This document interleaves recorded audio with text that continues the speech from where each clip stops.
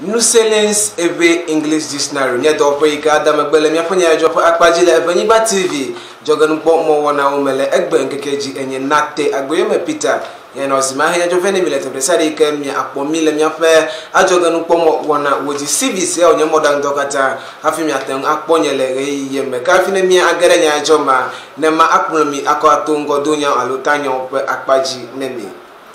Le amuga nutu mejutsu de dzesi be moto kpakple abobo ya yike nye moto atato yike no le amuga nutu ma le mododo foku wɔnawo dzia wonya me yike wo de ame ƒe agbeda yike wo sɔgbɔ ʋu kpakple dokusi no ʋu yike ne wo le amuga nutu me kele akpabubu kɔku dam hele wɔna yike yidzi le Ghana dukɔ me godo yike nye 2021 population housing and census wɔna woƒe akpadzia wo edeme be ame helme million ɖeka kple dzivɔ le Ghana dukɔ me wonye ame yike dɔwɔdui aɖeke mele wo si le woƒe agbenɔnɔ ɣeyiwo me le Ghana dukɔ me o. Ke heye kple bubu le mia gbɔ do ge le egbetɔ mi le la matrɔvi ma va ne ma ge ɖe nyadzɔ me ne mi.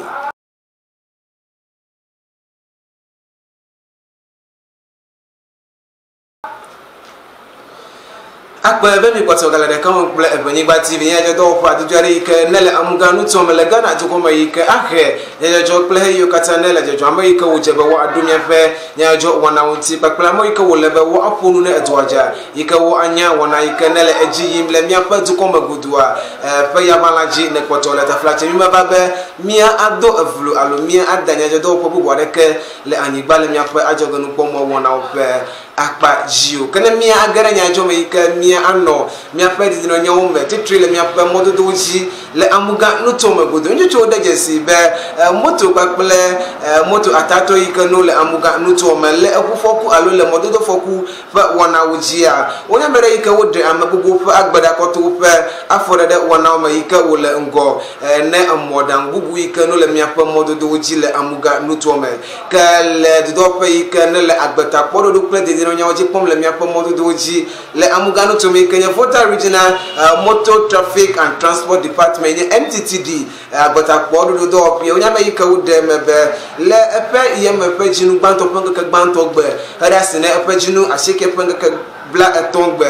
moto fɔkuiwo katã ne edo mo ɖa le amuga nutu me alo le mɔdodo ƒe wɔnawo dzia yenye 253 yenye 253 yeke to wɔna yema ame 57 wonya ame ɖe yike bu woƒe agbe yike wo etrɔ megbe kɔto wɔna yeme ke le department alo MTTD agbetakpɔɖoɖo ƒe nyawo ŋuti le miaƒe mɔdodo wɔnawo dzia wo eɖe me be le yike me yiwo dze agba yike yiwo ge ɖe eho nutu me yike to xɔtu ne amuga nutu le yike me yiwo ɖeka kple nyadzɔdzɔdɔwɔla kpakple emɔzãlawo le yiwo ƒe ɖoɖo wɔnawo me ye yiwo ɖe enledi mɔkɔkɔ edogo ke le woƒe nlediwo ƒe akpadzi yike mia anɔ gegem ɖe me ne mi ɖekaɖeka wo eɖe dzesi be commercial vehicles alo asiʋu yike no le emɔ dzi le yike me wokpɔ afɔku alo wodze afɔku le amuga nutu me wo eɖe ame 56 yenye 56 ƒe agbeɖa ke ame yike wonye ɖokuisi ʋuwo le miaƒe amuga nutu me yike nye private vehicles woa amewoe enyi woƒe agbe yewo ɖe la kɔto afɔɖeɖe wɔna yewo me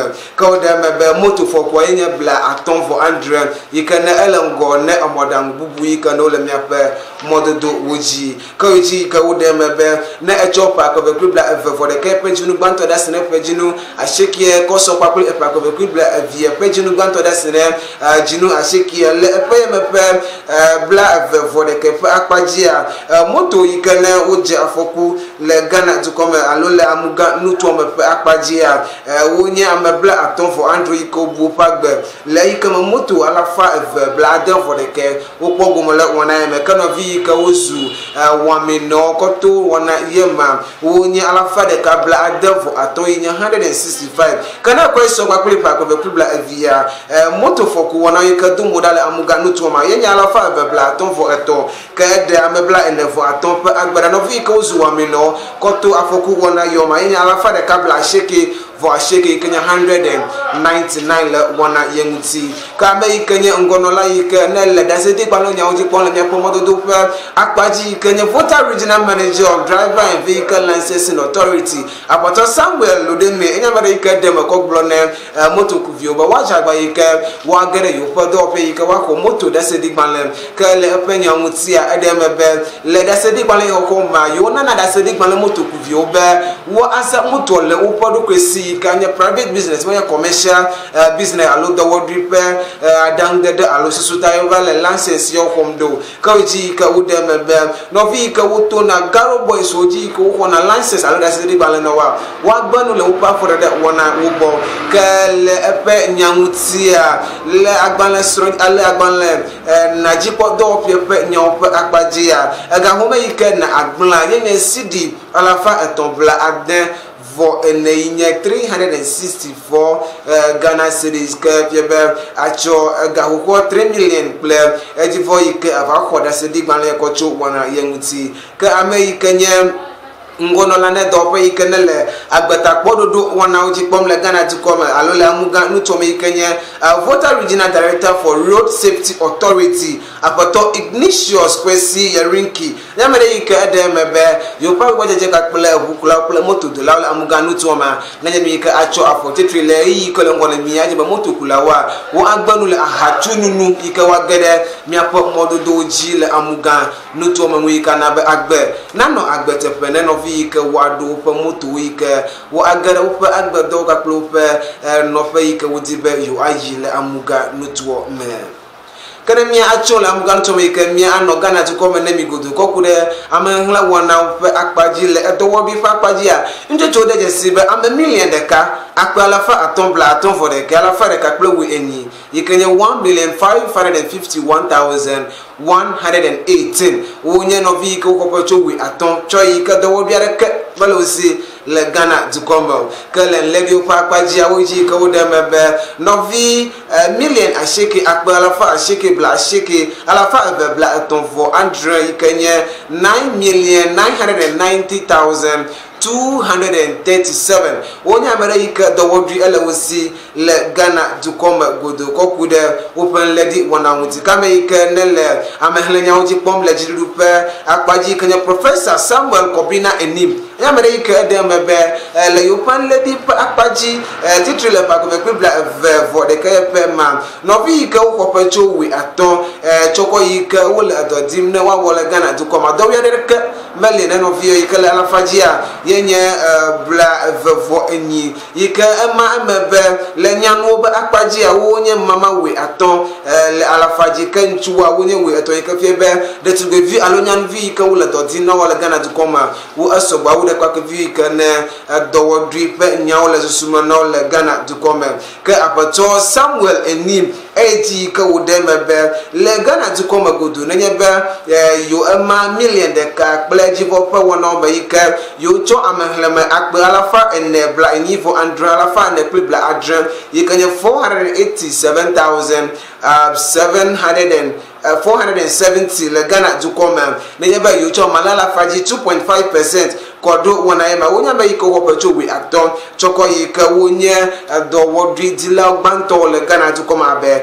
first time job seekers wo ene yikane ele nkwerentia le nchopa akpaji a wonye mama evele aton pa akpaji kale nyanu wa wonye mama evele ene pe akpaji kaiji ka wodeme ben le novi kote yike no mame le hachuchu wa me eton yike le la faji bla ene mama ato yenye 45.5% wa wonye novi yike do wobiare ke mele osi chope we aton choko yike wo le adodi ma ke do wobiare ke mele osi ke novi yike wo becho we aton na sine fe bla aton vo aton a wonya mere yike wo eje hena do wona to posuku de wona o me le Ghana Dukome ke do wobiare ke mele ne novi yike fe bela la faji a enye bla aden vo aton mama enyi kele no lady fa wona o me ndemi woko wodemebe de vi machimachi yike woko podo kwe kopore do wodi wona o me titri le oti nuto me alo le oti regional wonye de vi yike no Ghana Dukome godua wo yi eji mama bla eve vo enyi le alafaji ka fie be ne maule ha chuchu ademe kro ha le Ghana to come godua o ti region vi ka no poke le adowodi wana uma wo esobwa wo Ghana to ko godo yi kanye 3.2% kale apan ledi pa akpajia o de mebe de vi ka wo poke de adowona wo me yi ka mochi le fa yema wo po pa ha chuchu de le amuga nuto yi kanye voter region reje pa bagaji nuto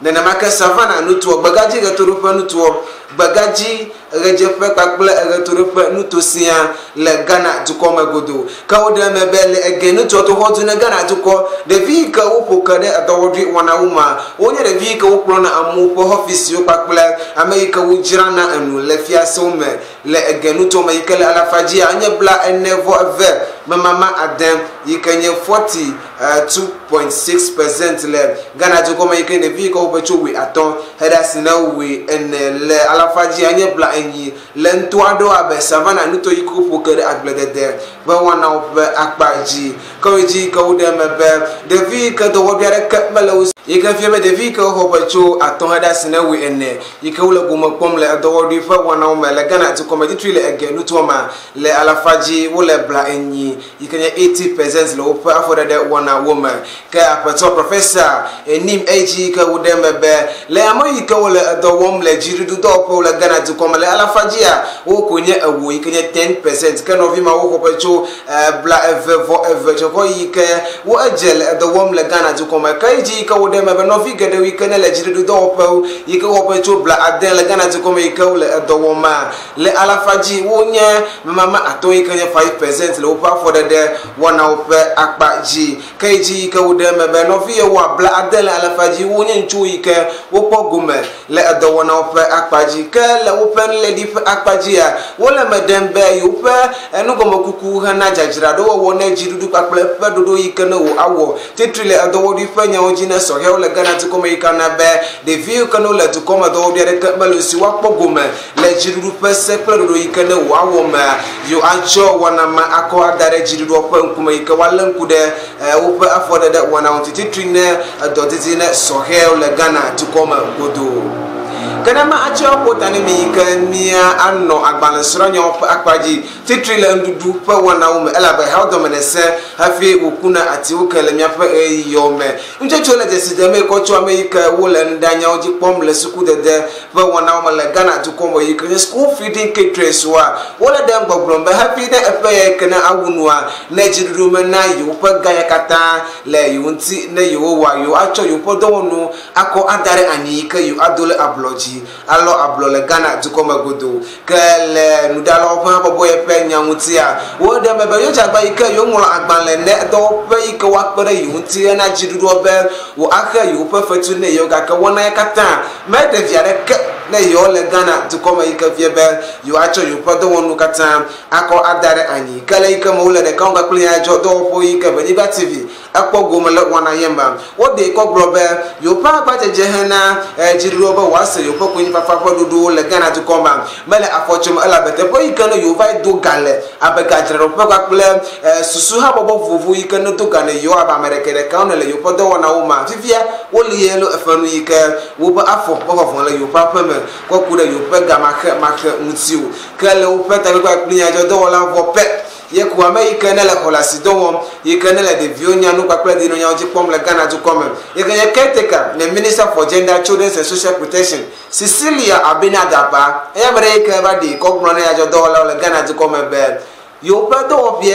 ala ko gba jen kwakla do pe ye kanela jirudu do wala ka ton pe fetunya oji pom ye kan ye controller in accountant general department le Ghana to come be wo adiga wa hene no vi ka wo pogome lenda da pa wana o mele pa ko be kribla eve ko kribla ko be kribla eve vo le ke penso so no yi o le si evelia pa akpaji le Ghana to come godo ke apono abina da pa ezi o de mebe yo pa ti do pia anya mere yi ka potole ko kuku wana wo yi ka wanya afatu ho yi ka wa hene America yi ka na pogome le yo pa do wana o me yi ka baba ba kpla fiti wana ke